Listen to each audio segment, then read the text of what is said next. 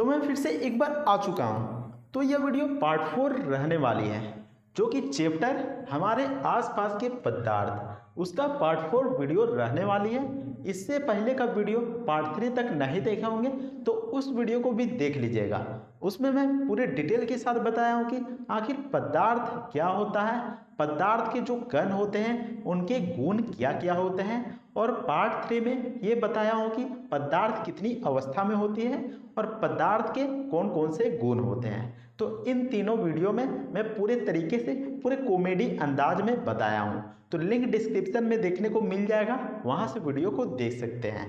अब इस वीडियो को समझिए, आखिर यहाँ पर टॉपिक क्या है। तो टॉपिक यह है कि पदार्थ की अवस्था में परिवर्तन।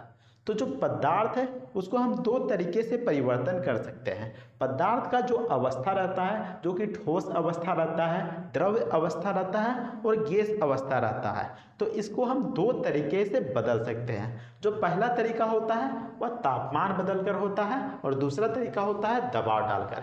यानी कि जो पदार्थ रहता है उसमें हम तापमान डालेंगे। तो जो पदार्थ की अवस्था है उसको हम दो तरीके से बदल सकते हैं, पहला तापमान बदलकर या फिर दूसरा दबाव डालकर। उसमें प्रेशर डालेंगे या फिर तापमान टेम्परेचर डालेंगे। तो दो तरीके से पदार्थ की अवस्था को बदला जा सकता है। तो आज के इस वीडियो में हम डिस्कस करेंगे कि आखिर जो पदार्थ है उसमें हम तापमान डालकर किस तरीके से उसकी अवस्था में बदलाव ला सकते हैं, उसको हम किस तरीके से बदल सकते हैं। तो पूरे डिटेल में हम बात करेंगे। तो यहाँ पर देख सकते हैं, जब हम लोग पदार्थ में तापमान को डालेंगे, तापमान को डालेंगे, चाहे वह तापमान ठंडा होगा या फिर तापमान गर्मी होगा। तापमान का मतलब यहाँ पर गर्मी से नहीं है, यहाँ पर आप सोच रहे होंगे कि गर्मी से है, लेकिन तापमान का मतलब गर्मी से नहीं है, हीट से नहीं है, बल्कि यहाँ पर आप मान लीजिए कि कहीं जाते होंगे शादी पार्टी में, तो वहाँ देखते होंगे कि आइसक्रीम भी मिल रहा है और चाय भी मिल रहा है। तो वहाँ पर पूछते रहे हैं कि इसका तापमान कितना है, कितना टेम्परेचर है। तो यहाँ पर आप बोलते होंगे कि आइसक्रीम वाला जो टेम्परेचर है वो ठंडा है और जो चाय पीते हैं उसका जो टेम्परेचर है उसका गर्म है। तो यहाँ पर ठंडा या गर्म कुछ भी हो सकता है, उसी को यहाँ पर टेम्परेचर कहते हैं, तापमान कहते हैं। कहते नहीं हैं कि अभी गर्मी का मौसम है तो अभी टेम्परेचर बहुत ही ज़्यादा यहाँ पर हाई है, टेम्परेचर बहुत ही ज़्यादा हाई है, पूरा यहाँ पर 40 डिग्री 45 डिग्री 50 डिग्री ऐसा पहुँच गया है। और ठंडा के मौसम में क्या रहता है, टेम्परेचर लो रहता है, टेम्परेचर लो रहता है। तो उसी को यहाँ पर तापमान कहा गया है। ठंडा के दिन में क्या रहता है, टेम्परेचर माइनस में भी चला जाता है कहीं कहीं पर, तो यहाँ पर ठंडा रहता है, तो टेम्परेचर उसी को कहते हैं। यहाँ पर ठंडा भी हो सकता है, गर्म भी हो सकता है, तो उसको हम तापमान कह सकते हैं, उसको तापमान कह सकते हैं। तो ठीक उसी प्रकार जो पदार्थ होता है उसमें हम तापमान देकर उसकी अवस्था में बदल सकते हैं। लेकिन यहाँ पर दो तरीका है, यहाँ पर देखिए, एक है गलनांक और दूसरा है क्वथनांक। तो दो तरीके से पदार्थ की अवस्था में यहाँ पर बदला जा सकता है।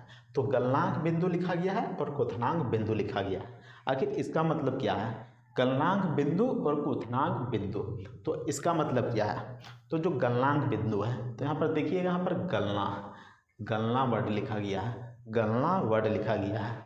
और हमारे भाषा में यहाँ पर क्या होता है, गाँव देहात में कहा जाता है, हमेशा यह कहा जाता है तुम पूरा गलल आदमी हो, तुम पूरा गलल आदमी हो, तो ये तो पूरा गलल आदमी ही, ऐसा कहा जाता है। तो यहाँ पर गलल का मतलब क्या हो गया, तो खराब हो गया, खराब हो गया, यानी कि गलल आदमी, तो ऐसा कहा जाता है हम लोग का भाषा में, या फिर गाँव देहात में बहुत जगह कहा जाता है, तो उसको यहाँ पर कहा जाता है। अब मान लीजिए कि टमाटर खरीदने के लिए आप मार्केट जाते हैं, मार्केट गए टमाटर खरीदने के लिए, वहाँ पर जो टमाटर रहता है वह ठोस अवस्था में रहता है, लाल लाल पूरा टमाटर है, पूरा दिख रहा है ठोस अवस्था में। लेकिन इतना गर्मी पड़ रहा है, अभी गर्मी के दिन आइए रहा, तो क्या होता है, जो टमाटरवा रहता है वो पिलपिला जाता है, पिलपिला जाता है और उससे पानी निकलने लगता है, उससे पानी निकलने लगता है, यानी कि द्रव्य यानी कि पानी निकलने लगता है। तो पानी निकलने लगता है तो हम कहते नहीं कि जो टमाटरवा है वो गल गया हो, जो टमाटरवा है गल गया है, यानी पिलपिला गया है, जिसके कारण वो यहाँ पर पानी छोड़ रहा है, पानी निकल रहा है। तो उसी तरीके से यहाँ पर जो गलनांक बिंदु होता है, तो गलनांक में जो रहता है ठोस रहता है, पहले ठोस रहता है, जो यहाँ पर पदार्थ रहता है वह ठोस रहता है, और उसके बाद फिर वह द्रव अवस्था में बदलता है, द्रव अवस्था में बदलता है।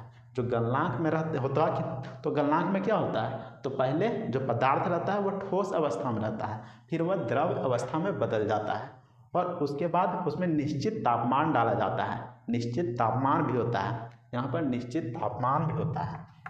क्या होता है, निश्चित तापमान, निश्चित तापमान, निश्चित तापमान।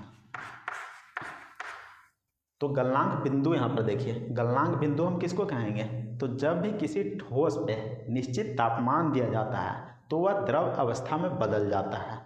जब भी कोई ठोस को निश्चित तापमान पे द्रव अवस्था में बदलते हैं तो उसको गलनांक बिंदु कह सकते हैं। तो यह इसका परिभाषा होगा, यानी कि गलनांक बिंदु में क्या होगा, पहले ठोस वाला चीज़ यहाँ पर गल जाएगा, यानी कि गल जाएगा, द्रव्य में बदल जाएगा। तो आपको ध्यान में रखना है। और निश्चित तापमान चाहिए, यानी कि एक ऐसा तापमान चाहिए जिससे कि वह द्रव में बदल पाए। यहाँ पर निश्चित ही चाहिए, उससे अधिक नहीं चाहिए, निश्चित ही चाहिए।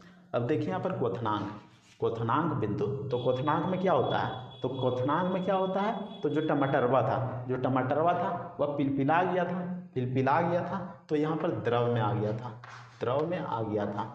तो द्रव से अब इसको गैस में बनाएंगे। तो टमाटरवा जो पिलपिला गया था, सोचे चलो लइए लिए हैं तो अब क्या करें, बजरवा से लइए लिए हैं टमाटरवा, तो अब क्या करें, तो इसका चटनी बना देते हैं। तो चटनी बनाने के लिए कढ़ाई चढ़ाएं और चटनी बनाने लगे। तो चटनी बनाते क्या भाप निकालने लगता है, जो टमाटरवा रहता है उससे तो भाप निकलता है। तो यहाँ पर जो द्रव है वह गैस में बदलने लगता है। तो इसके लिए भी निश्चित तापमान चाहिए, निश्चित तापमान।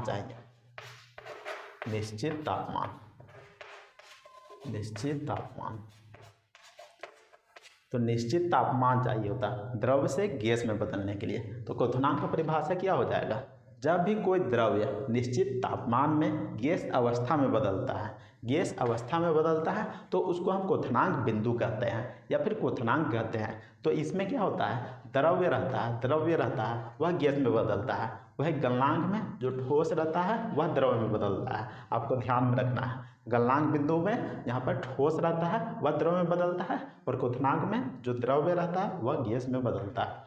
बस इतना फर्क है। और दोनों के लिए निश्चित तापमान होना जरूरी है, निश्चित तापमान होना चाहिए, यानी कि जितना तापमान में वह द्रव में बदल पाए उतना तापमान कम से कम होना चाहिए, यानी कि निश्चित तापमान।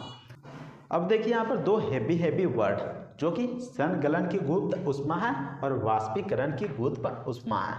आखिर बहुत सारे लोग कंफ्यूज रहते हैं कि आखिर इसमें होता क्या है, और यहाँ पर लोग कंफ्यूज ही रह जाते हैं और इसमें समझ में नहीं आता है कि आखिर ये गुप्त उष्मा कहाँ से आया और कैसे काम कर रहा है। ठीक वैसा यहाँ पर वाष्पीकरण की गुप्त उष्मा, तो यह कैसे काम कर रहा है, तो ये इसी से रिलेटेड है, जो गलनांक बिंदु है इससे रिलेटेड है और वाष्पीकरण इससे रिलेटेड है क्वथनांक बिंदु से।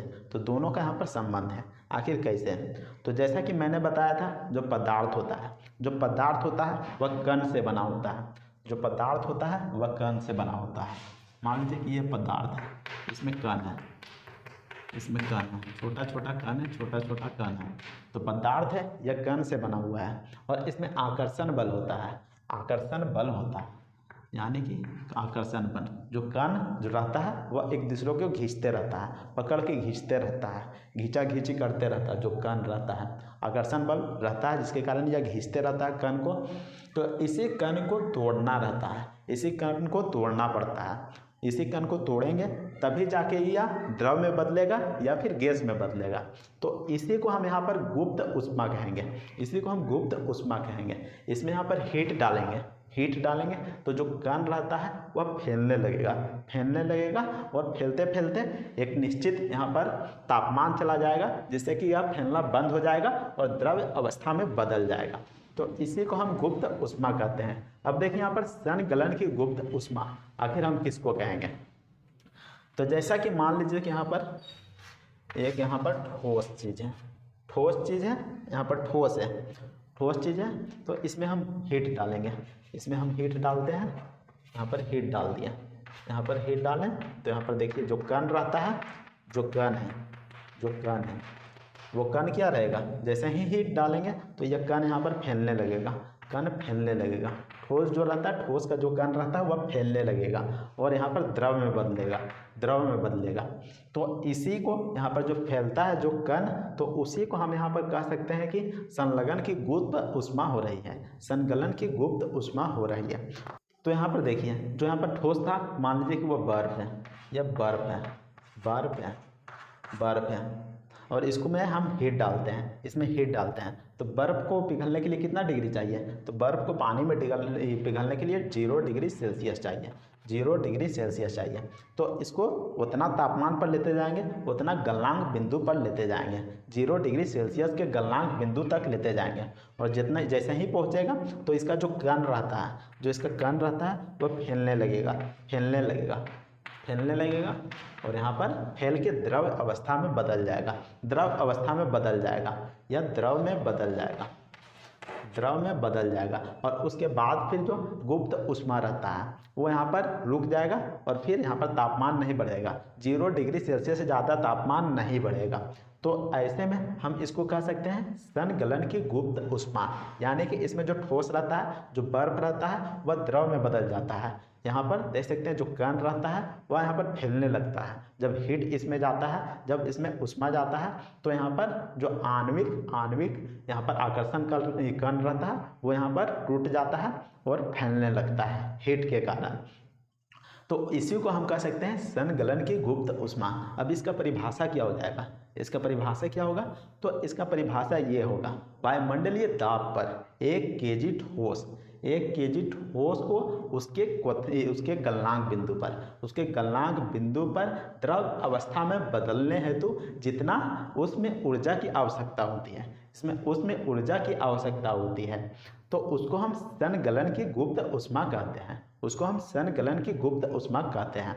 तो यहाँ पर ध्यान में रखिएगा, वायुमंडलीय दाब पर, और यहाँ पर लिमिट रहता है, जितना भी यहाँ पर ठोस लीजिएगा उसको यहाँ पर क्वांटिटी में रखा जाता है, मात्रा में रखा जाता है। तो 1 केजी ठोस पर, 1 केजी ठोस पर गलनांक बिंदु पर, गलनांक बिंदु पर, यानी कि 0 डिग्री सेल्सियस पर जो बर्फ रहता है वह द्रव में बदल जाता है। तो बर्फ का गलनांक यहाँ पर क्या हो गया? 0 डिग्री सेल्सियस, 0 डिग्री सेल्सियस यहाँ पर गलनांक हो जाएगा, क्योंकि 0 डिग्री सेल्सियस पर जैसे ही तापमान में पहुँचेगा यह द्रव में बदल जाएगा।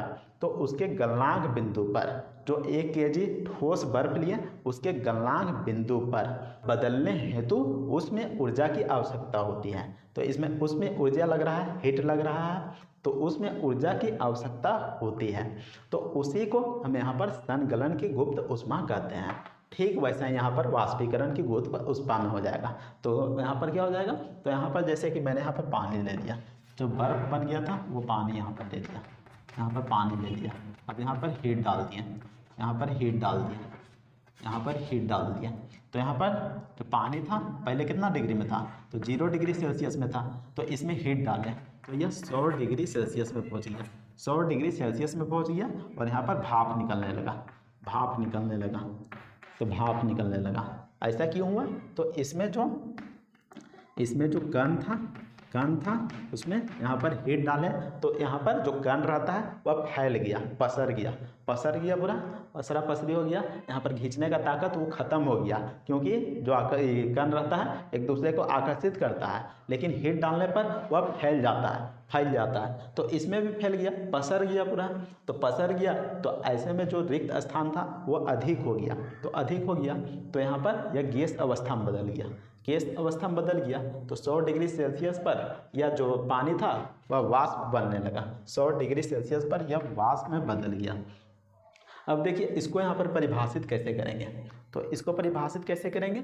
तो मान लीजिए कि यहाँ पर जैसा कि यहाँ पर किए, वायुमंडलीय दाब में, वायुमंडलीय दाब पर 1 केजी द्रव्य को, यहाँ पर 1 केजी द्रव लिया, 1 केजी द्रव, 1 केजी द्रव, वायुमंडलीय दाब पर 1 केजी द्रव को, यहाँ पर क्वांटिटी भी लिखेंगे कितना मात्रा में लेना है। तो 1 केजी द्रव पर, 1 केजी द्रव पर उसके क्वथनांक बिंदु पर, यानी कि जितना तापमान की आवश्यकता होगी, तो 100 डिग्री सेल्सियस की तापमान की आवश्यकता है ताकि जो द्रव्य है वह गैस में बदल पाए।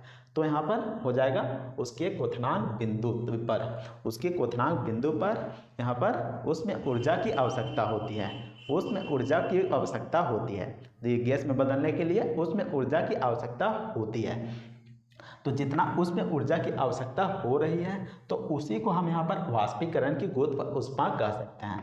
वाष्पीकरण की गुप्त ऊष्मा कह सकते हैं। तो उम्मीद करते हैं कि आपको यह टॉपिक समझ में आ गया होगा कि आखिर यहाँ पर संकलन की गुप्त ऊष्मा क्या है और वाष्पीकरण की गुप्त ऊष्मा क्या है।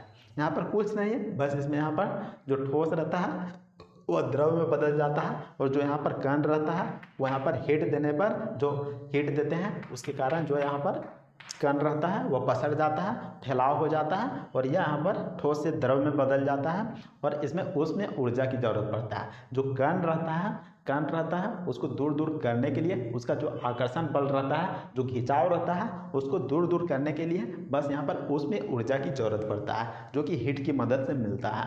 और इस तरीके से जो उसमें ऊर्जा रहता है वो यहाँ पर पूरे तरीके से कण को बिखेर देता है, पूरा छितरा देता है, पूरा फैला देता है और यहाँ पर द्रव में बदल जाता है। जो ठोस रहता है द्रव में बदल जाता है। ठीक उसी तरीके से जो द्रव्य रहता है उसको यहाँ पर उसमें ऊर्जा की ज़रूरत पड़ता है ताकि जो कण रहता है वो यहाँ पर दूर दूर हो जाए और आकर्षण बल टूट पाए। तो आकर्षण बल जैसे ही टूटता है, जैसे ही आकर्षण बल टूटता है वह द्रव्य गैस में बदल जाता है।